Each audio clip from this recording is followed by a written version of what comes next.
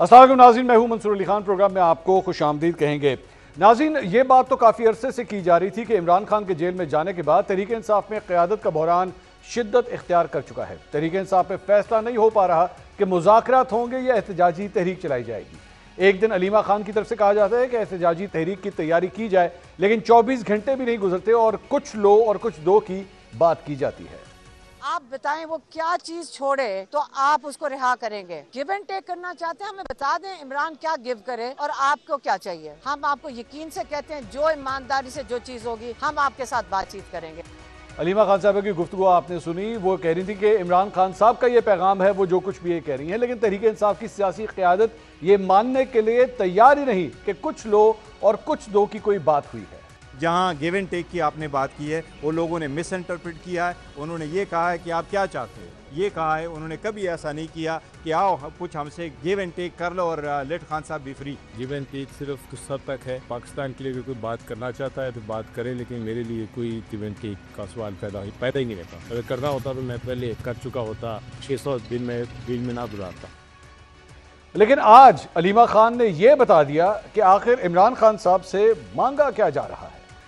कि उनसे मांगा क्या गया है। उनसे कहा गया था, कहते हैं 2 साल पहले, कि आप 3 साल के लिए चुप रहें। मतलब ये था कि आप हुकूमत को चलने दें। 3 साल क्या, मैं 3 मिनट के लिए भी नहीं चुप रहूंगा। दूसरा उन्होंने कहा 26वीं तरमीम आई है, इसको कबूल कर लें। इसका मतलब जो रूल ऑफ लॉ है इमरान खान वो भी कबूल कर लें। तीसरी बात थी 9 मई वाली। 9 मई का उन्होंने मुझे कहा इसकी माफी मांग लें। तो उन्होंने कहा वो लोग माफी मांगे जिन्होंने 9 मई की सीसी फुटेज चोरी की थी। नाज़रीन, ज्यादा पुरानी बात नहीं, अब से ठीक 24 घंटे पहले तहरीक इंसाफ के एडिशनल सेक्रेटरी जनरल फिरदौस शमीम नकवी की तरफ से एक नोटिफिकेशन जारी होता है, जिसमें बानी चेयरमैन के हुक्म के मुताबिक पंजाब में पार्टी की तमाम सतहों पर तकरीरों और तंजीम का जायजा लेने के लिए एक 4 रुकनी कमेटी तश्कील दी जाती है। सबका बुनियादी सवाल यही था कि पंजाब में तंजीम साजी का जायजा लेने वाली कमेटी में आलिया हमजा को क्यों शामिल नहीं किया गया, जबकि आलिया हमजा ने सोशल मीडिया पर अपने पैगाम में कहा कि अगर मेरा कसूर यह है कि मैं कहती हूं कि हट जाओ या डट जाओ, तो मैं अपने मौक़िफ़ पर अपने नजरिए से 1 इंच पीछे नहीं हटूंगी। आज जब अडयाला जेल में GHQ हमला केस की समाअत शुरू होती है, तो वहां अपने वकला के सामने इमरान खान ने 4 रुकनी कमेटी पर तहफ़्फ़ुज़ात का इज़हार किया और आलिया हमजा को कमेटी का सरबराह मुकर्रर कर दिया। तहरीक इंसाफ में ऐसे फैसले क्यों और किस बुनियाद पर किए जा रहे हैं कि जिस पर 12 घंटों के अंदर ही यू टर्न लेना पड़े। इस सारी सूरत हाल में हम 10 सवाल पूछते हैं। सवाल नंबर 1, क्या 4 रुकनी कमेटी के क़याम के लिए इमरान खान ने कोई हिदायत जारी की थी या फिर तहरीक इंसाफ के अंदर फैसले कुछ अफराद अपनी मर्जी से कर रहे हैं। सवाल नंबर 2, अगर फिरदौस शमीम नकवी ने 4 रुकनी कमेटी का नोटिफिकेशन जारी किया था तो इमरान खान ने आज आलिया हमजा को कमेटी का सरबराह बनाने का हुक्म क्यों दिया। सवाल नंबर 3, क्या तहरीक इंसाफ में इस बात की तहकीकात होंगी कि जेल से इमरान खान ने 4 रुकनी कमेटी बनाने का पैगाम किसको दिया था। सवाल नंबर 4, अगर इमरान खान ने 4 रुकनी कमेटी बनाने की हिदायत जारी नहीं की तो फिरदौस शमीम नकवी ने बतौर एडिशनल सेक्रेटरी जनरल नोटिफिकेशन क्यों जारी किया। सवाल नंबर 5, इमरान खान जेल से मुलाकात के दौरान जो पैगाम देते हैं क्या उसको जानबूझकर किसी के इशारे पर बाहर आकर गलत बताया जाता है। सवाल नंबर 6, 2 हफ्ते पहले कहा गया कि इमरान खान ने जुनैद अकबर को पब्लिक अकाउंट्स कमेटी की सरबराही से मुस्ताफी होने का कहा है, लेकिन वो आज भी PAC के सरबराह है। तहरीक इंसाफ में यह मामला कहां जाकर रुकेगा। सवाल नंबर 7, तहरीक इंसाफ में पहले मुलाकातों की लिस्ट पर मामला खराब हुए और अब दुरुस्त पैगाम बाहर नहीं पहुंचाया जा रहा। तहरीक इंसाफ इस सारे मसाइल पर कैसे काबू पा सकती है। सवाल नंबर 8, आलिया हमजा तहरीक इंसाफ पंजाब की चीफ ऑर्गेनाइजर हैं, इस कमेटी में उन्हें शामिल ना करने के पीछे क्या मुहर्रिकात हो सकते हैं। सवाल नंबर 9, हट जाओ या डट जाओ, क्या तहरीक इंसाफ में कुछ लोगों के लिए इस बयानिए के साथ चलना मुश्किल है।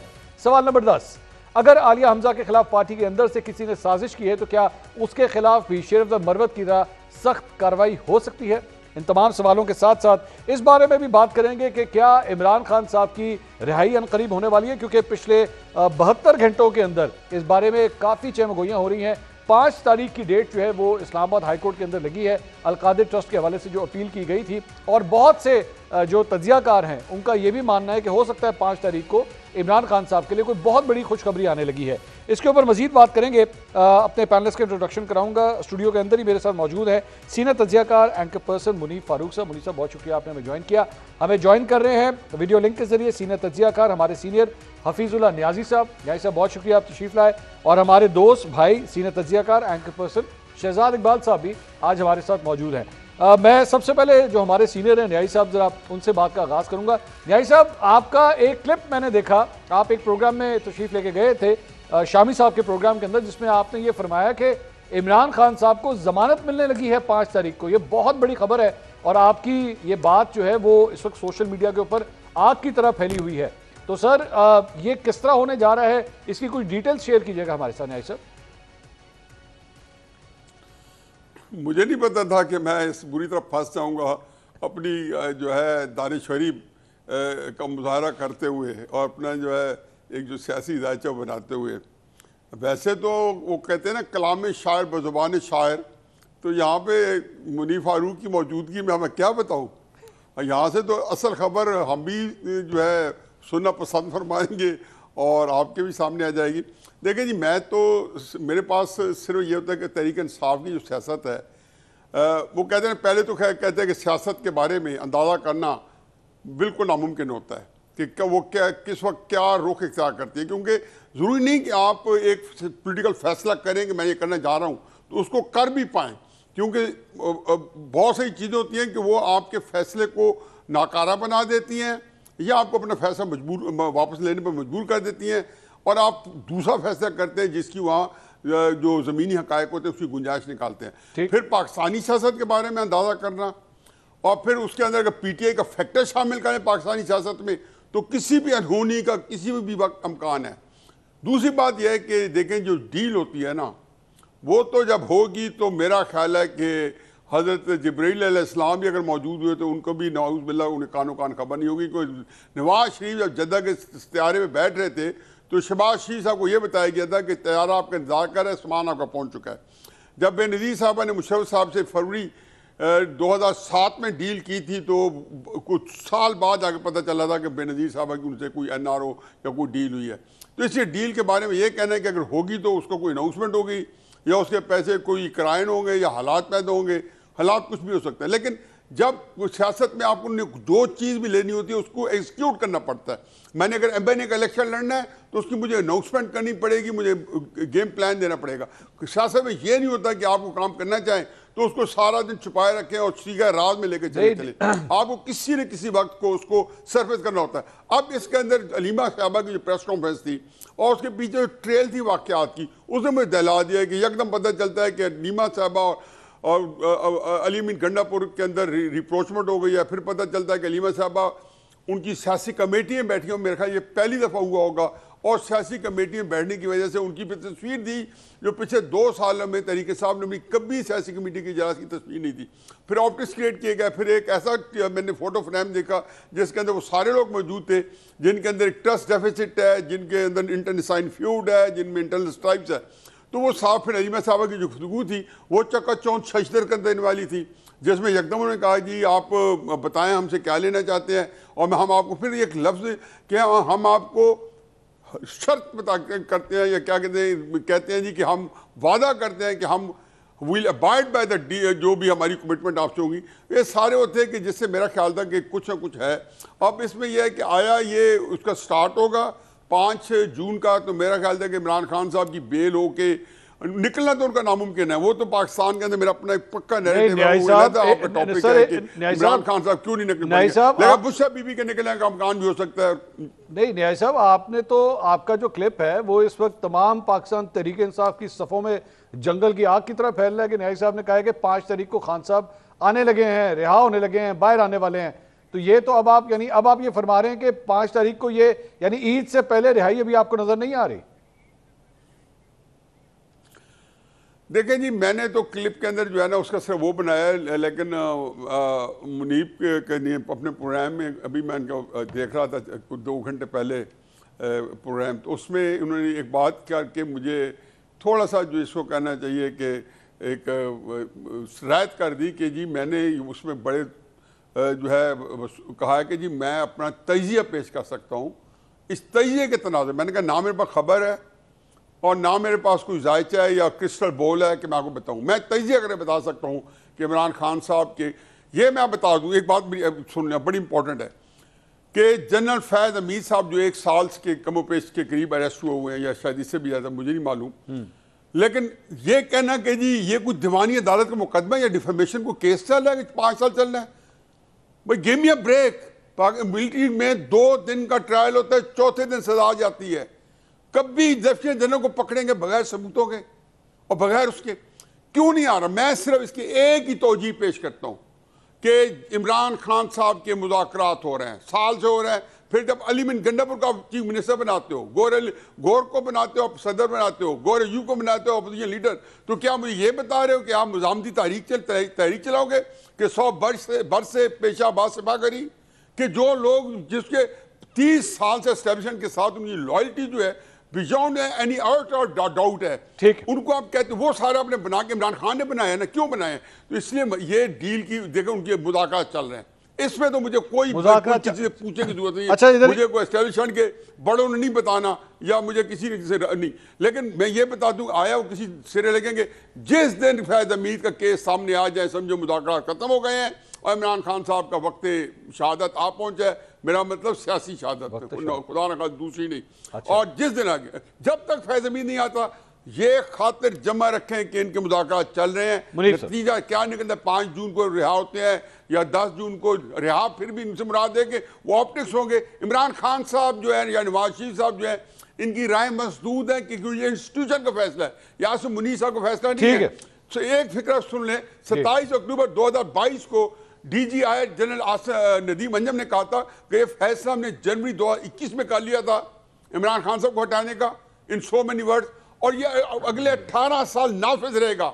मैंने उसको पक्का बांध लिया है क्योंकि मुझे पता है कि DGI जो बात कर रहे थे वर्दी के अंदर जबकि बाजो से आर्मी चीफ थे, तो इसका मतलब यह है कि इमरान खान साहब कम अज कम 18 साल तक सियासत में उनका कोई रोल नहीं है। ये अलग बात है और न मुख्तलिफ मौजू है। मुनीब साहब, ये न्याय साहब एक बड़ी बात कह रहे हैं कि यानी मुज़ाकरात हो रहे हैं, वो ये कह रहे हैं कि ये ऑप्टिक्स से कम से कम बताते हैं कि मुज़ाकरात हो रहे हैं, लेकिन साथ ये भी कह रहे हैं कि उनके नज़र में 18 साल तक खान साहब की सियासत में दोबारा एंट्री नहीं है। देखिए, मैं 2 बातें सिर्फ इसमें करना चाहूँगा। एक तो ये कि देखिए 2 वो स्टेप्स हैं या सफ़र हैं जो इमरान खान साहब ने अभी तय करने हैं। एक है कि उनका जेल से निकलने का मामला है, ठीक। दूसरा है उनका पावर पॉलिटिक्स, इक़्तिदार या उस पोजीशन में आना जहाँ वो अपना रास्ता निकालें और वापस इक़्तिदार की तरफ आएँ और ये सब कुछ हो। पहला अभी तो स्टेप है और उसी के मसाइल हैं। देखिए, मैं जो असेस कर पाया हूँ पिछले 3 सालों से, और ऑब्वियसली कुछ चीज़ें ऐसी थी जो अब आपकी ज़िंदगी में, शहजाद हैं, हफीज़ साहब हैं, हम सारे, कोई ना कोई ऐसा मोमेंट आता है ना जहाँ पर आपको कई दफ़ा बहुत सारी इन्फॉर्मेशन एट टाइम्स होता है जो कि आपको लग रहा होता है कि नहीं है, बट वो आप टैप करते हैं तो आपको मिल जाती है। ठीक, ये वो मामला है जो आज की इस्टेब्लिशमेंट का और इमरान खान साहब का फ्रॉम द आई वुड से and 2022 I have been tapping it, following it in a way कि कुछ चीज़ें पता लग जाती हैं और इन्फॉर्मेशन है। मैं सिर्फ उसमें इतनी बात कहूँगा कि देखिए, मैंने जो अंदाज़ा लगाया कि अब हमारी इस्टेब्लिशमेंट भी ना किसी सियासी जमात से ज़्यादा एस्ट्यूट हो गई है। अच्छा, मुझे लगता है कि वो भी अब 1000 चीज़ें प्रैक्टिस कर रहे होते हैं कि वो नए नए रोज़ ट्रक की बत्तियां क्रिएट करते हैं, इल्यूजन्स क्रिएट करते हैं और उनके पीछे 4 5 8 लोगों को लगा देते हैं। खान साहब के साथ भी यही हो रहा है। उनको कभी कोई फलाना पैगाम आ जाएगा, कभी ये आ जाएगा, कभी वो आ जाएगा, लेकिन उसका डिविडेंड आपको नज़र आया पिछले 3 सालों में? नहीं, डिविडेंड इज के खान साहब की रिहाई हो, और वो नहीं है, वो नहीं है। हाँ। अब उसके अंदर खान साहब ने कितना कंट्रीब्यूट किया है वो डिविडेंड ना मिलने में, और एस्टेब्लिशमेंट ने कितना कंट्रीब्यूट किया, this is yet to be quantified. ठीक, ये तो अभी मेजर होना है ना। लेकिन मसला ये है, देखिए, जो भी मैंने जैसे न्याय साहब ने फरमाया था, मैंने भी ये कहा कि मुझे वो लॉजिकली तो उनकी बात ठीक लगती है। उन्होंने अनीमा खान साहबा की उस प्रेस कॉन्फ्रेंस को देख के कहा था, जो उन्होंने रेफरेंस दिया, if I am not wrong, जो उस प्रोग्राम में, तो तज्जियाती तौर पर तो उन्होंने कॉमन सेंसिकल एक बात की जो it made a lot of sense कि ठीक है जी, लगता है ऐसे है कि ईद है तो चलो वो हो जाएगा। लेकिन फैक्ट ऑफ द मैटर ये है कि अभी मुझे 5 तारीख को तो ये होता हुआ नज़र नहीं आ रहा, खबर तो ये नहीं है। अच्छा, लेकिन ये जो बात है कि इमरान खान साहब से मुज़ाकरात, मैं अब आप ज़रा सोचें, इसलिए इमरान खान साहब से क्या मुज़ाकरात हो सकते हैं, ये भी सोचें ना आप कि इमरान खान साहब क्या देंगे, क्या वैलिडेशन देंगे, क्या इमरान खान साहब, नोइंग इमरान खान साहब, वो कहेंगे अच्छा मैं चुप कर जाता हूँ, बैठ जाता हूँ और आप बस ये हुकूमत चलाएं, क्योंकि मेरे चुप किए बगैर ये हुकूमत चलेगी नहीं। क्या हुकूमत या निज़ाम नहीं चल रहा? द आंसर इज़ नो, वो तो चल रहा है। बहुत अरसे पहले मैंने ये आर्गूमेंट एक मुकालमे में किसी जगह कहा कि जी ये सियासी स्टेबिलिटी के बगैर तो इकोनॉमिक स्टेबिलिटी नहीं आ सकती ना for a longer period of time. तो उसका जवाब इन शॉर्ट ये था कि भाई ना हो सियासी स्टेबिलिटी, आप हॉस्टेज तो नहीं कर सकते ना खुद को किसी एक चीज़ के आगे, मुल्क तो आगे बढ़ेगा। अच्छा, वो अपेरेंटली मुल्क आगे बढ़ा है, जिस तरीके से भी किसी की डेफिनेशन में बढ़ा हो। एक बहुत बड़ा मामला आया 1 महीने 1.5 महीने पहले, 1 महीना पहले, ये जो भारत के साथ अभी भी बहरहाल सिचुएशन ऐसी है, तो कहा गया जी कि नेशनल यूनिटी है, बहुत सारी बातें नेशनल यूनिटी है, लोगों ने कर दिया जी कि खान आ रहा है और ये हो रहा है वो हो रहा है। ऑब्वियसली जब आप इंक्वायर करते हैं कि अच्छा यार इट्स क्रंच टाइम, तो इस वक्त में लोगों को नहीं, एब्सोल्युटली नॉट, ना कोई इमरान खान के पास जाएगा कि हमने इमरान खान की कोई एनओसी लेना है भारत पे हमला करने के लिए या भारत का जवाब देने के लिए। वो देख ले 1 महीने के अंदर जो एस्टेब्लिशमेंट अपने ऊपर हिट्स लेती थी ना कि यार इन्होंने धांधली करवा कर इस हुकूमत को ले आए, सब कुछ कर लिया, अपना 1 महीने के बाद फौज in general, army chief in particular, वो फील्ड मार्शल बन गए, वो स्टेचर कहाँ चला गया, वो पॉपुलैरिटी कहाँ चली गई, अप्रूवल किस किस्म की हो गई। अब इस सूरत हाल में मेरे नज़दीक अब जो एक सवाल है जो मैं चाहूँगा कि हम सबको डिस्कस करना चाहिए कि अगर हम इस निज़ाम को देख रहे हैं, इस निज़ाम को इमरान खान साहब से क्या चाहिए, क्या कुछ रिक्वायर्ड है जो तो अभी भी पेंडिंग है? अगर रिक्वायर्ड होगा तब अफादियत होगी, तब होगा ना, और जिसकी वजह से आपने अपना एक वीलॉग किया कि ही इज डन, मतलब, और वो भी you think that he's done? नहीं, not think sir, that's news. news, that's news, That's news. no, that's not my तज्जिया जनाब, ऐवी ना नहीं मरवाया वो करो ना। नहीं वो जिस तरह अभी न्यायी साहब की बात को आपने कहा, आपने करेक्टली, और वो भी कह रहे हैं कि हाँ वो मेरा तज्जिया था, मेरी खबर नहीं थी, तो आई थॉट कि शायद वो आपका तज्जिया। No, वो खबर this is खबर quote unquote that he's done। अब वो कल तब्दील हो जाए तो उसमें मैं क्या कर सकता हूँ भाई? शहजाद साहब, ये जो सूरत हाल आप सुन रहे हैं, इसमें मुनीब साहब ने जो आखिर में बात की है ये बड़ी इंपॉर्टेंट है कि इस वक्त सिस्टम के अंदर आखिर जरूरत क्यों महसूस हो कि इमरान खान साहब से कोई मुज़ाकरात किए जाए। आपको इस सारे सिस्टम में लगता है कि कोई ऐसी जरूरत है इस सिस्टम को कि इमरान खान साहब से मुज़ाकरात करके उन्हें कोई रिलीफ दिया जाना चाहिए? बहुत शुक्रिया मंसूर। पहले सिर्फ एक कमेंट मैं इस पे करना चाहूंगा जो दोनों हमारे मेहमानों ने बात की है। जी। जो अभी मुनीब कह रहे थे कि इल्यूजन्स क्रिएट किए जाते हैं, स्मोक स्क्रीन क्रिएट की जाती है सियासी जमातों के लिए, मेरे ख्याल से ये शायद साफियों पे भी अप्लाई करता है या ओवरऑल सोसाइटी पे भी करता है, क्योंकि मैं इस बात से मुत्तफिक हूं कि अगर कोई डील होनी है और जब भी होनी है वो बता के तो नहीं होगी, वो तो आपको सडनली पता चलता है कि मामला सेट हो गए। यानी कि आप ये देखें कि पीटीआई के काबीना के लोग इंक्लूडिंग इमरान खान ये कहते हैं कि वो तो जो नवाज शरीफ साहब के प्लेटलेट्स नीचे गए थे और सारा कुछ हुआ था वो तो सारी जालसाजी थी और वो सारा एक ढोंग था जो रचाया गया था जिसपे कहा गया नवाज शरीफ की तबीयत खराब है। यानी कि उस वक्त की जो वजीर सेहत थी यास्मीन राशिद साहिबा वो कह रही है मैंने तबीयत देखी कितनी खराब है, लेकिन बाद में ये मौक़िफ़ था। तो वो मैं इस बात से इत्तेफाक करता हूं कि इल्यूजन्स जो है ये सब के लिए क्रिएट किए जा सकते हैं। स्मोक स्क्रीन होगी और ये मामला जब भी होना है तो इसी तरह होगा। ऐसा नहीं होगा कि मैं और आप बैठ कर डिस्कस कर रहे होंगे कि यहाँ से ये पेशकश आई है, फलां ये पेशकश आई है और देखें यहाँ मामला तय हो गए। अच्छा, दूसरा आपने ये जो अफादियत वाली बात की, हाँ अफादियत कम हुई है क्योंकि देखें इमरान खान साहब ने क्या पहले सोचा था, उन्होंने कहा मईशत इतनी कमजोर है कि ये हुकूमत जो पीडीएम की थी उस वक्त वो चल नहीं पाएगी। फिर 8 फरवरी का इलेक्शन आया तो पीटीआई की राय में ये था कि ये क्योंकि इनको एक हुकूमत बना के दी गई है, असल मैंडेट इनके पास है नहीं, अवाम इनके साथ है नहीं, तो ये कुछ ही महीनों में फारिग हो जाएंगे, ये गिर जाएगी। लेकिन ऐसा भी नहीं हुआ। फिर उन्होंने अदलिया से बड़ी उम्मीदें लगाई हुई थी और हमने देखा कि 26वीं तरमीम के साथ जो हुआ अदलिया के साथ, मेरे ख्याल से आज तक की तारीख में शायद इतना बुरा हमने अदलिया के साथ नहीं किया हो, क्योंकि माजी में डिक्टेटर्स ने भी बहुत कुछ किया है लेकिन जो बुनियादी ढांचा था आपके अदलिया का वो बरकरार रहता था। हाँ, वो अपने मर्जी के जजेस तैनात करते थे, कुछ जजेस पीसीओ के बाद चले भी जाते थे, या फिर जो आपने सिस्टम्स बनाए थे जुडिशियल अपॉइंटमेंट के उसके जरिए कुछ अच्छे जजेस भी आ जाते थे, लेकिन जो बुनियादी फ्रेमवर्क था वो उसको आपने उसके साथ इतनी छेड़खानी नहीं की थी जितनी इस 26वीं तरमीम में की है। तो अदलिया का रास्ता भी बंद हो गया। ट्रंप से जो उम्मीदें वाबस्ता थी वो भी दम तोड़ गई। फिर जंगी माहौल में इत्तेफाक और इत्तेहाद की जरूरत है, उसमें भी पीटीआई की सच कोई शमूलियत नहीं थी, लेकिन फिर भी वो मार्का हमने मार लिया। तो अफादियत उस लिहाज से तो कम हुई है बिल्कुल, और इसीलिए बादी नजर में कोई वजह नहीं नजर आती कि वो एस्टेब्लिशमेंट जो कि इमरान खान के हवाले से एक सोच रखती थी और उसमें उन्होंने 1.5-2 साल बड़ा स्ट्रगल किया क्योंकि पॉपुलैरिटी शायद उनकी वो थी नहीं, तो अब जो है वो क्यों उस अपने फैसले पे एक यूटर्न लेके पीछे हट जाएंगे। मैं शहजाद साहब, नहीं इसमें एक और एंगल है शहजाद साहब, इसमें एक और एंगल है। मैं बल्कि ये अपने दीगर पैनलिस्ट के सामने भी एक क्वेश्चन रखूंगा, और वो आमतौर पर जब डीलिंग होती है ना, तो मिसाल के तौर पे स्टॉक्स के अंदर होता है या किसी ने कभी कोई परचेजिंग करनी हो ना, तो कहा जाता है कि अभी ठहर जाएं, अभी टाइम नहीं है खरीदारी का, जरा मार्केट नीचे आने दें, उसके बाद जो है वो डील की जाए। तो इसको तो दूसरे तरीके से इस तरह भी देखा जा सकता है कि अगर इस वक्त एक्चुअली जब पूरी तरह बॉल जो है वो दूसरे कोर्ट में अगर इस वक्त है, पोजीशन दूसरी साइड पे तगड़ी है, तो डील करने का इससे बेहतर अच्छा क्या मौका है कि यू कैन एक्चुअली गेट। हाँ एग्जैक्टली जी बिल्कुल। तो हो सकता है कि इस मौके के ऊपर वाकई कोई ब्रेक थ्रू हो जाए।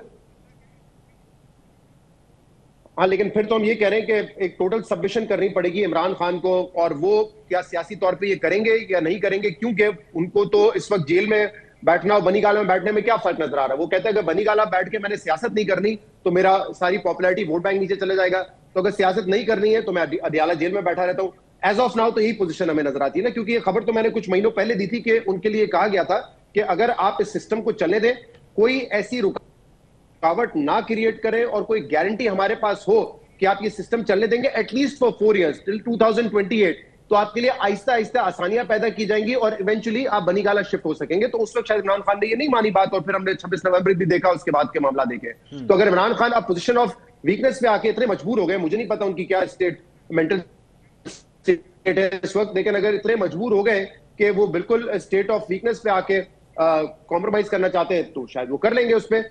लेकिन एक चीज बड़ी इंपॉर्टेंट है, देखिए हम जब ये कहते हैं ना कि ही इज डन, या किसी का ये तज्जिया हो या किसी की खबर हो, इस सियासतदानों के बारे में हमने सुनी है। नवाज शरीफ के बारे में क्या आपने नहीं सुनी कि उनकी फैक्ट्री से तो रॉ के एजेंट निकलते थे, वो कैसे मुल्क के प्राइम मिनिस्टर हो सकते हैं या हुकूमत में कैसे आ सकते हैं। आसिफ जरदारी साहब ने जब कहा ईंट से ईंट बजा दूंगा, वो जिला वतन हो गए, आज सदर मुमलिकत बन के बैठे हुए हैं। तो हमने ये भी देखा है कि इस हमारे मुल्क में जब डिक्टेटर्स आते हैं तो चले आइन को अमेंड करना तो दूर की बात है, बहुत छोटी बात है, वो तो पूरा आइन ही जो है उड़ा देते हैं और पीसीओ के कानून आ जाते हैं, लेकिन वो भी हमने रिवर्स होते हुए देखे हैं। तो मैं इस खबर पे जो है, हाँ एज ऑफ नाउ तो ये नजर आता है कि शायद इमरान खान हुकूमत में ना आ सके, but as a political leader if he was done तो आज शायद उनकी बात ही नहीं हो रही होती यहाँ बैठ के। आप खुद बता दें, आपने पिछले 2 सालों में नवाज शरीफ पे कितने प्रोग्राम किए, इमरान खान पे कितने किए, एक शख्स जेल में एक इक़्तिदार में, तो मेरे ख्याल से सियासी तौर पे he might not be done. हाँ, क्या हुकूमत में आएंगे या नहीं आएंगे वो एज ऑफ नाउ मुश्किल नजर आता है। न्यायी साहब आपकी क्या राय सर? पहले सवाल के जवाब में आपने ये तो बता दिया था कि आपको लगता है 18 साल लगता है, मतलब जाहिर बात है आपको लगता है एक प्लान है कि 18 साल तक जो है वो पॉलिटिक्स में नजर नहीं आएंगे, लेकिन मुनीब साहब का जो तज्जिया नहीं, बल्कि वो कह रहे हैं खबर है, आप में और उनमें ये एक चीज का फर्क है कि वो कह रहे हैं मेरी खबर है कि ही इज डन। ये राय ये है कि ही इज डन, यानी ये डन से मुराद है कि अब वो दोबारा आपको किसी इक़्तिदार में नजर नहीं आएंगे। आप भी ये समझते हैं साहब कि वो दोबारा इक़्तिदार में आपको नजर नहीं आ रहे? देखिए जी, मैं बिल्कुल, एक तो खैर जवाब मेरा हाँ में है, इसमें 2 राय नहीं है, और दूसरा मैं शहजाद इकबाल ने बड़ी अच्छी बातें की हैं, मुझसे उनकी कुछ बातों से इत्तफाक है, लेकिन कुछ बातों में मेरे ख्याल में थोड़ा सा इजाफा करना चाहता हूँ। जी जी देखिए जी, ये जो हम जो है ना समझते हैं जी कि इमरान खान साहब जो है वो सियासत में रहेंगे, इस तरीके से नहीं आएंगे, और जरदारी साहब सदर बन के आए हैं। अब एक है जब जरदारी साहब का आना जो है, एक होती है चॉइस और एक होती है हॉब्सन्स चॉइस।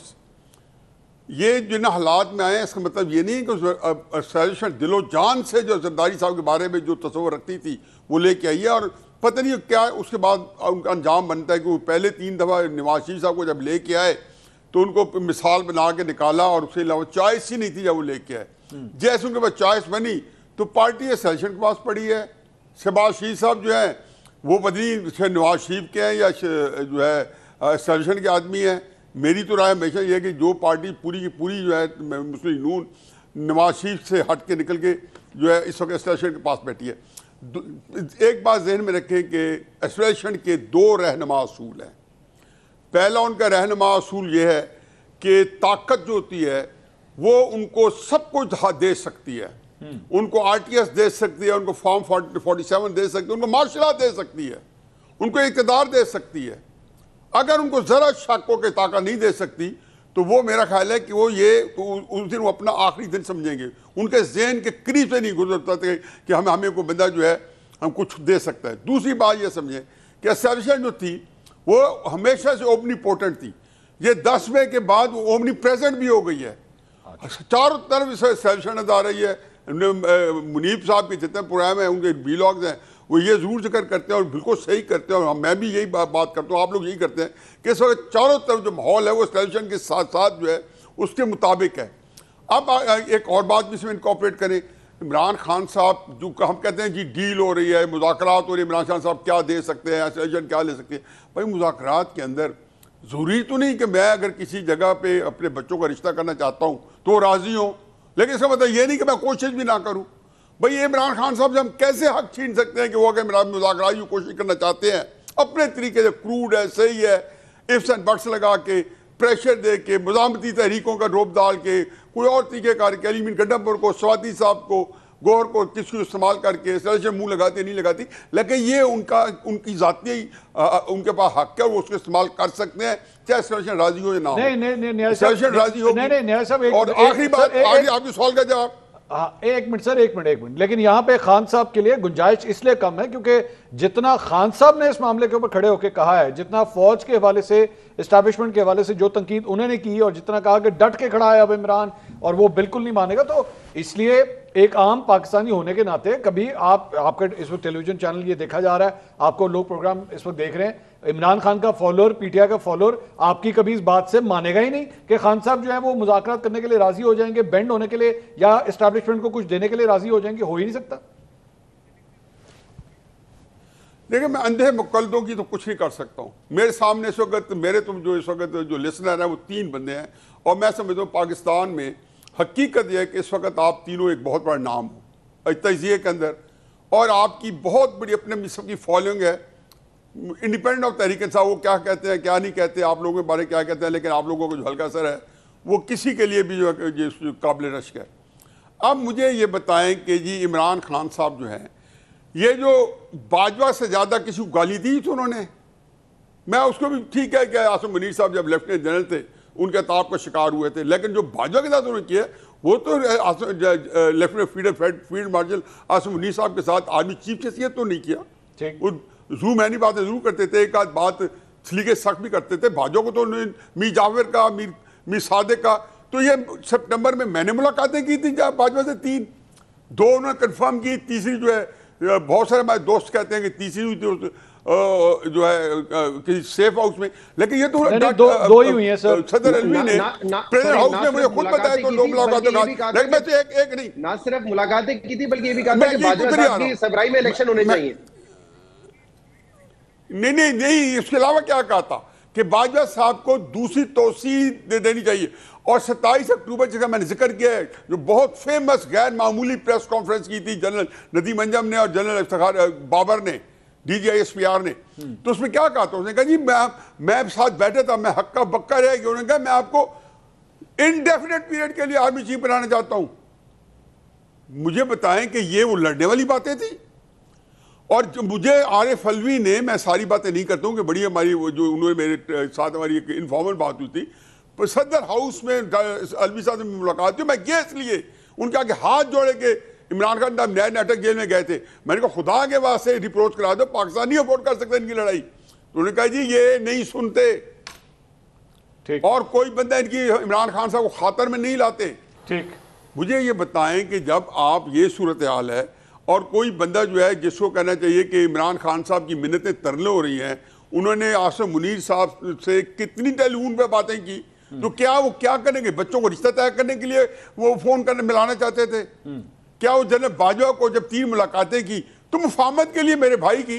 ठीक, उन्होंने कहा जी तो मुझे ये बात से मुझे जो कुछ ये कहते हैं, ये कॉन्टेस्ट करता है कि इमरान खान डट के खड़े है कप्तान, भाई होगा किसी मामले में, मैं उनका बड़ा कायल हूँ, मैं उनकी दलेरी का, उनकी लड़ाई लड़ने का, उनका कम्युनिकेशन का मैस कम्युनिकेटर है, गैर मामूली है, लेकिन उनकी जो सियासी हिकमत अमली है सिफर है। इसे मानने में क्या आ रहा है? ये आम सी बात है। और दूसरी बात है नहीं है डट के खड़ा कि एक दिन के लिए, एक लम्हे के लिए नहीं डट के खड़ा था, और कितनी में साइटेशंस हुई इसके लिए कि वो डट के कभी नहीं खड़े हुए। ठीक, ये मुनीब साहब कुछ इसमें ऐड करना चाह रहे हैं? जी मुनीब, मैं एक दो बातें देखिए, एक तो ये बात हमें जहन में रखनी चाहिए कि इमरान खान साहब का जो पोजीशन है या उनका जो केस है, बिल्कुल जैसे शहजाद ने कहा ऐसे ही है। हमारे मैं तो ये बार बार कहता हूँ कि हमारे मुल्क की हिस्ट्री हमें ये बताती है कि लोगों को राइट ऑफ किया गया है एस्टैब्लिशमेंट के साथ फॉलोइंग आउट पे, and people have bounced back. ये हमारे सामने लिविंग एग्जांपल्स है ना। मियां नवाज शरीफ लिविंग एग्जांपल है। मरियम नवाज शरीफ पे कहा ये लाल लकीर लग गई, आज वो वज़ीर आला पंजाब है भाई। शहबाज शरीफ साहब वज़ीर आज़म पाकिस्तान है, मियां नवाज शरीफ के भाई की हुकूमत है, मियां नवाज शरीफ साहब इज़ एंजॉइंग बहुत कुछ। अब इशू क्या है? इशू ये है कि यही आर्ग्यूमेंट मेरे जैसा या आप जैसा हम यही सामने रखते हैं ना, यही चीज़ें डिस्कस करते हैं कि यार ये तो पहले भी होता रहा है कि एस्टैब्लिशमेंट की फॉलिंग आउट होती रही है सियासतदानों के साथ, लेकिन उसमें फ़र्क क्या है?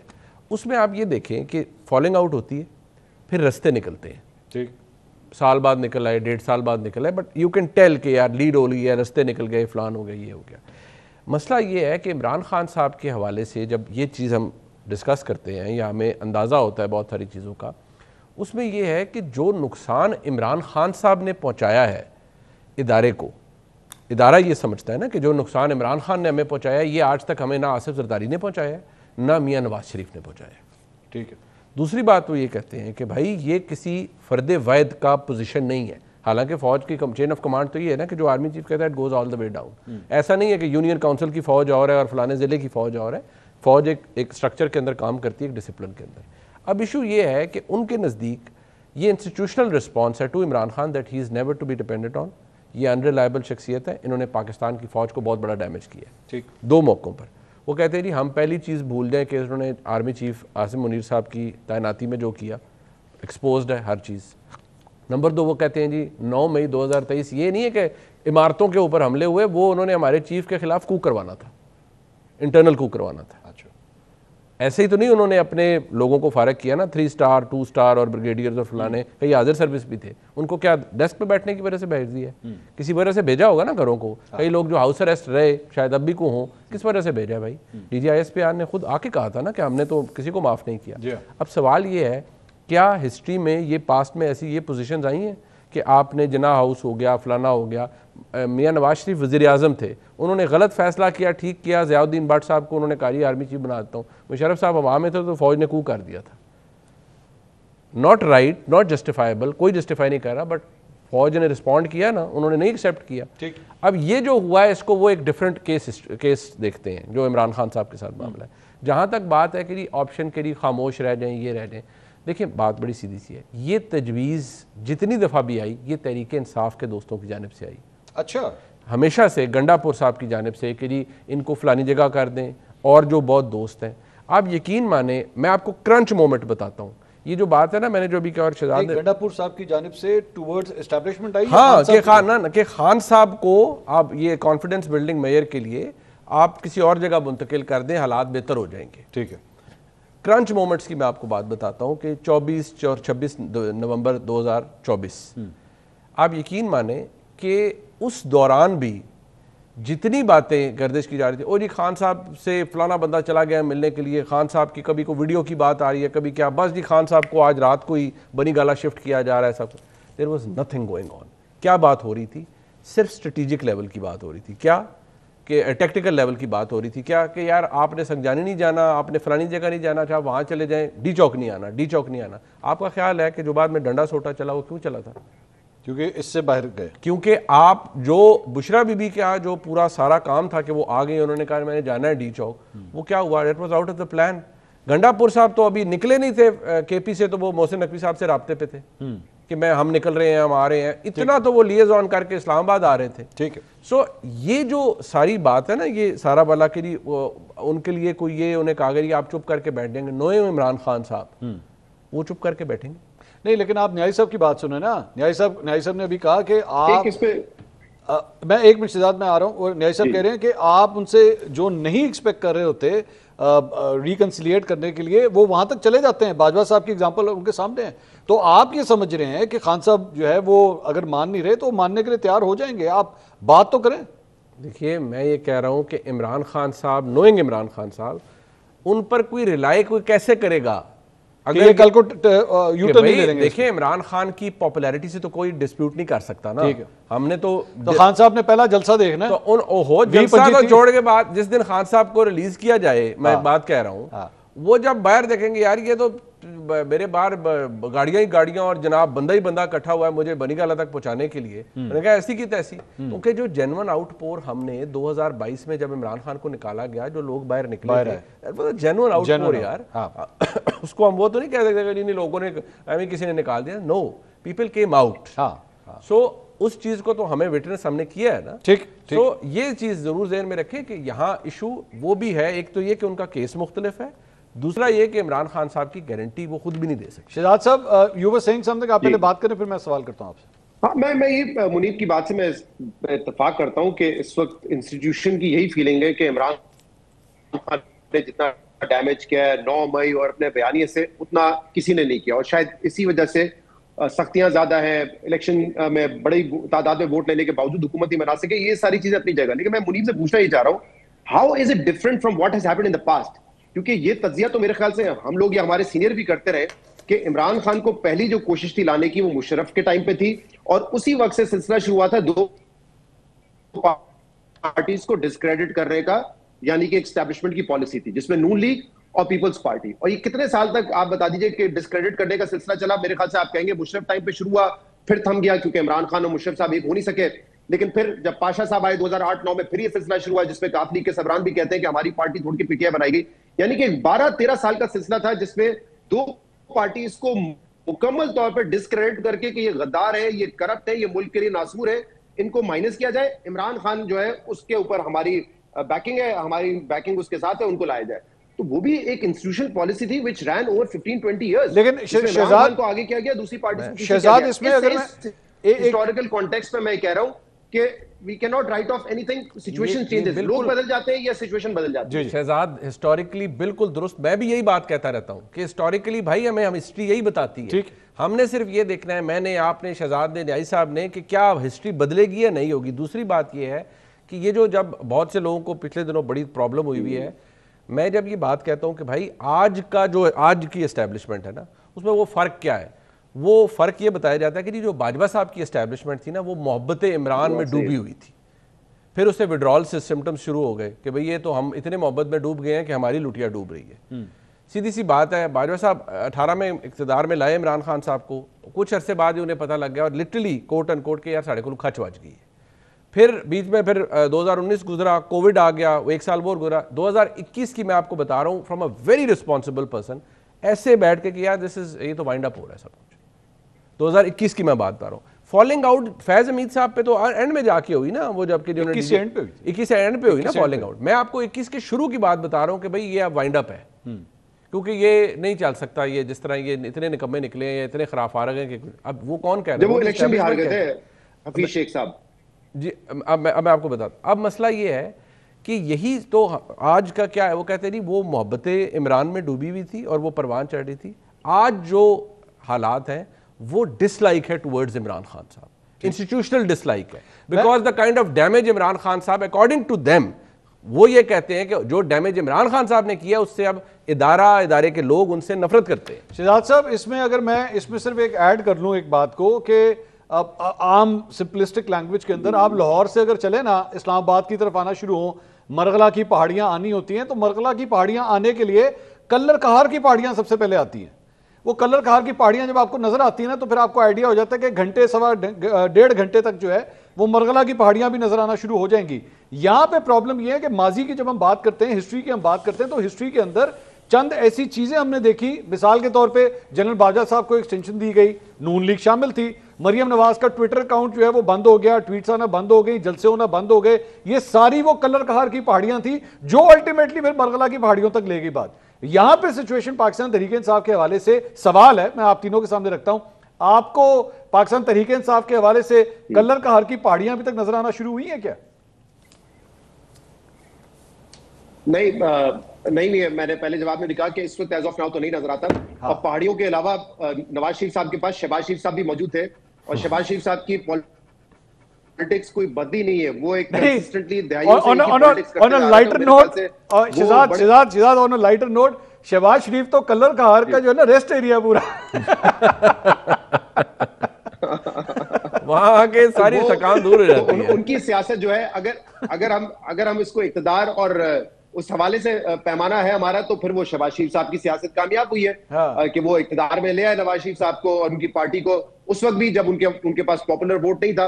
वो बात तो सही है, लेकिन मैं कह रहा हूं, देखिए आज हम बैठ के देखेंगे ना, तो हमें शायद नजर आएगा कि माजी में ये हुआ लेकिन अब सख्तियां हैं। लेकिन मैं ये पूछ रहा हूं, जब हम 2004 में थे, 5 में थे, तो क्या हमें नजर आ रहा था कि one fine day Nawaz Sharif साहब आएंगे, तैयारा लैंड करेगा, फिर तैयारा भेज दिया जाएगा, फिर वापस आएगा?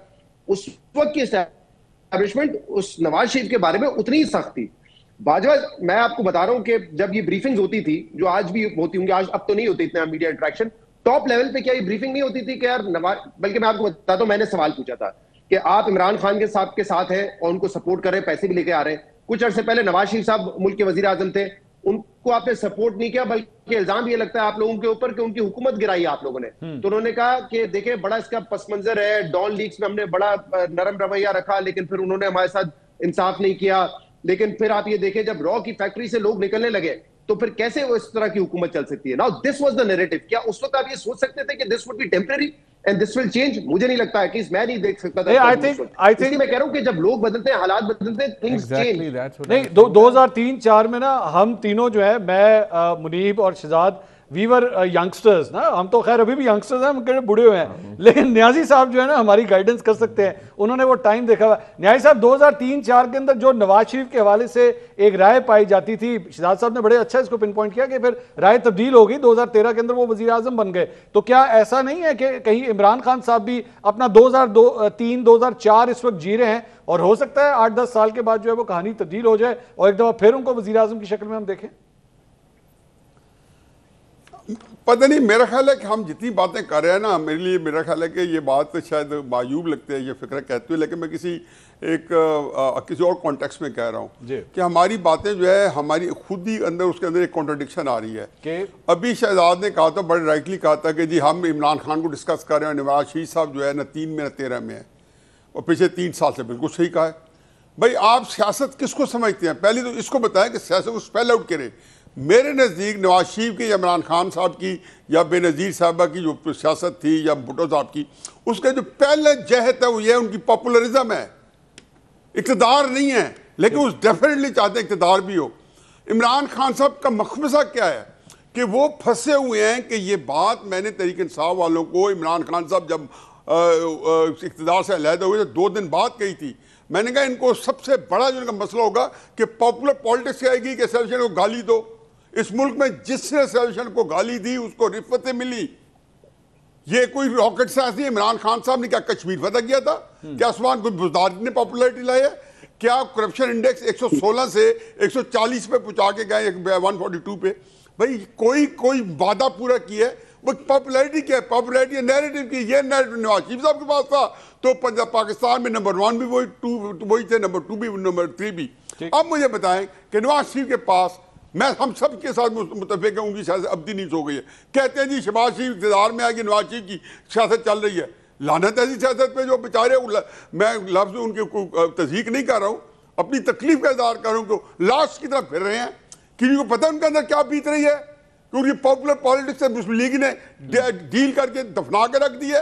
अब इमरान खान का ये मकसद है कि जी वो चाहते हैं कि किसी तरीके से, वो ये नहीं कहते कि उनको बड़ा बटेटे खड़े हैं, उनको खतरा ये है कि ये पॉपुलर पॉलिटिक्स जो है ये खुडे लाइन ना लग जाए। ये पहले भी इक़्तिदार में आया था, एस्टेब्लिशमेंट का जब मेमोरा बना था, ये बर्फ की तरफ पिघल गई थी, कोई इलेक्शन ही जीत रहे थे। 21 दिसंबर में अगर मैं बाजमात शामिल होने जाती। सर मैं यहाँ पे अगर सवाल ना किया तो बड़ी ज्यादती होगी। अभी आपने कहा नवाज शरीफ जो है वो एक लाश की तरह घूम रहे हैं, ये बड़ा सख्त लफ्ज न्याजी साहब आपने इस्तेमाल किया है।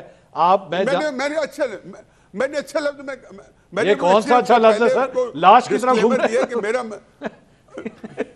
नहीं मैं खान साहब, हमको यकीन है कि हम कोई सियासतदान बैठे हैं ना, उसमें सख्त सियासी लाश की बात कर रहे हैं। इतना पॉपुलर लीडर जो है शायद, यानी कि सियासत डेड है ना। नहीं तो मैं कहता हूँ मुस्लिम लीग वालों को गुस्सा आता है, भाई कौन सी सियासत है सर? लानत ऐसी सियासत है कि पिछले 3 साल में हम सब कहते हैं नाम ही खत्म हो गया है। न्याय साहब मैंने खत्म किया है, दिल चाहता है कि वो हर वक्त सियासत में। सर सवाल सुने, मैं ये कह रहा हूं कि मैं अच्छी तरह जानता हूं कि आपका नवाज शरीफ साहब के हवाले से, शहबाज शरीफ साहब के हवाले से उनके साथ क्या रिश्ता है, आपकी वो कितना एहतराम करते हैं, आपकी बात का कितना एहतराम करते हैं, आपकी ये राय उनके कानों तक पहुंची है, उनकी क्या राय है इस बारे में जो राय आप इस वक्त रखते हैं? खान साहब, मेरा 13 अप्रैल को मैं वीलॉग अपने आप को वेंट आउट करने के लिए करता रहा था, वो उसमें थक गया हूँ क्योंकि मैं बड़ा 22 अप्रैल से के पहले पाकिस्तान में इतना मायूस हो गया था कि मैं प्रोग्रामों में आना बंद कर दिया, डीओ छोड़ दिया। हकीकत है कि मेरे अंदर से बड़ी डिप्रेशन थी। अब एक नई जिंदगी पैदा हो गई, ये एक अलग बात है। तो मैंने वीलॉग किया था 13 अप्रैल 2022 को शहबाज शरीफ साहब। तो मैंने ओथ की सेरेमनी में अटेंड करके इस्लामाबाद से वापस आया। मैंने कहा जी मुस्लिम लीग नून का वज़ीर आज़म बन गया है, सियासत हमेशा के लिए अपनी नींद सो गई है। ये उसी का आज मैंने डिसाइफर किया, तर्जमा किया। इमरान खान उसको जिंदा छोड़ो, जब मार दो। मुनीब ने आज भी ये अपनी वीलॉग में जिक्र किया। रोजाना मुनीब एक ये जिसको कहने बेंच मार्क के तौर पर करते हैं। मैंने कहा उसकी सियासत हमेशा हमेशा के लिए जिंदा जावेद हो गई है। भाई ये वो चीज़ें हैं जो ये लिटमस टेस्ट है सियासत के। अब मुझे खुद तकलीफ है कि नवाज शरीफ की सियासत के साथ मेरी बहुत सारी एक्सप्रेशन वाबस्ता थी। मतलब लोग उनको उतना बड़ा सियासतदान नहीं समझते, लेकिन जितना सियासतदान फिर रहा है पाकिस्तान में, अगर सिचुएशन जरा पाकिस्तान के साथ सिंसियर होती है, उनका अक्ल होती, ये मुजीब कह रहे हैं उन्हें बड़ी अक्ल आ गई है, बड़े इंस्टीट्यूट हो गए, खाक इंस्टीट्यूट हो गए, वगरना इस वक्त जरूरत थी कि नवाज शरीफ साहब की मौजूदगी में उनको कहते हुकूमत बनाओ जी। लेकिन एस्टेब्लिशमेंट को किसी वजीर आजम से 75 साल में आज तक नहीं बनी। वो 2 दिन नहीं गुजारा कर सकते। कहते जी नवाज शरीफ की चीज से नहीं बनी। मैं इमरान कहते थे इमरान खान मुझे एस्टेब्लिशमेंट का बता दो कि इनकी 1953 से जब से ख्वाजा नाज़मुद्दीन को निकाला है इमरान खान तक किस वज़ीर आज़म इनकी बनी है। शहबाज शरीफ प्रॉब्लम हर जगह मौजूद है साहब। शहबाज शरीफ साहब के साथ नहीं बनी। शहबाज शरीफ साहब जो सेम पेज है। तो फिर मैं भी मेरे पास मिसाल है शौकत अजीज। मैं भी कह दूंगा शौकत अजीज है कि शहबाज शरीफ को छोड़े। मेरा ख्याल है कि शहबाज शरीफ के प्रॉब्लम आएंगे। अभी तो पता नहीं, मैं कोई किसी को कुछ कह नहीं सकता हूँ, लेकिन बहुत सारी चीज़ें जो होती हैं वो साथ ही सोच रहे होंगे कि ये एस्टेब्लिशमेंट के लिए ट्रैप भी डालते जाएं। ये भी सियासतदान अपनी कार्रवाई से बात नहीं आएगा। जिस दिन उन्होंने कोई थोड़ा सा उनके साथ ट्रैप डाला उसी दिन उठा लेंगे। दूसरा अभी उनके पास चॉइस नहीं है, बहुत बर्दाश्त करेंगे। शहबाज शरीफ की गलती है, मैं सर क्यों चॉइस नहीं है ना। मुनीब साहब अब है क्या चीज? मुनीब साहब चॉइस नहीं है, मतलब शहबाज शरीफ साहब के अलावा कोई चॉइस नहीं। इमरान खान साहब भी यही समझते थे। वैसे चॉइसेस क्रिएट हो जाती है। दूसरी बात मैं आपको ये बताऊं कि मेरे कभी जिस तरह न्याय साहब ने फरमाया, मैं इस तनाजुर में मैं एस्टैब्लिशमेंट कह रहा था कि वो उन्होंने अब ये जो इल्यूजन्स और ये गोलियां फिट करना और हर एक को ट्रक की बत्ती के पीछे, मैं उस हवाले से कह रहा था। दूसरी बात यह है कि देखिए शहबाज शरीफ साहब जिस तरह से अभी मामलात चल रहे हैं, अभी तो हमें यही लगता है ना, 2-3 चीज़ मैं आपको बड़े इख्तिसार से बता दूँ। अभी तो यही लगता है कि जो निज़ाम चल रहा है ऐसे ही चल रहा है। ठीक, ये जो बात शहजाद ने 2004-5 की, देखिए उसका फ़र्क क्या है चेहरों के तब्दील होने के। जब मैं कहता हूँ आज की establish, that means led by someone ना। उस एस्टैब्लिशमेंट का एक फेस होता है, उसका एक सरबराह होता है। तो मैंने जब कहा बाजवा साहब की एस्टैब्लिशमेंट, तो वो बाजवा साहब की एस्टैब्लिशमेंट थी। आज फील्ड मार्शल आसिम मुनीर साहब की एस्टैब्लिशमेंट है। मुझे नहीं पता कि आगे आज वो अपने पावर पीक उनकी कर रही है, वो 3रे साल के अंदर टेनियर के अंदर है। मुझे नहीं पता डाउन द लाइन कौन आएगा आगे। फौज की सरबराही आगे आए, पता लगे ऐसे ही 1 फाइन डे, पता लगे 360 या 180 जो भी होता है वो हो जाए और जी इमरान खान साहब के साथ फिर बगलगीर होकर। और इमरान खान साहब, मैं तो ये कहता हूँ कि ये पॉसिबिलिटी हमारे मुल्क की सियासत में है कि वो दोबारा वज़ीर आज़म बन सकते हैं, सब कुछ हो सकता है। मैं वो बात कर रहा हूँ जो आज की है, आज के मौसम का ये हाल, आज के मौसम का ये हाल है, और जो पिछले 3 साल का पैटर्न है मैं उसके ऊपर बात कर रहा हूँ। ठीक है, बहुत शुक्रिया मुनीब फारूक साहब, शहजाद इकबाल साहब, हफीजुल्लाह न्याई साहब। नाज़रीन, प्रोग्राम से अब तक के लिए इतना ही। इंशाल्लाह अगले हफ्ते आपसे दोबारा मुलाकात होगी। अल्लाह हाफ़िज़।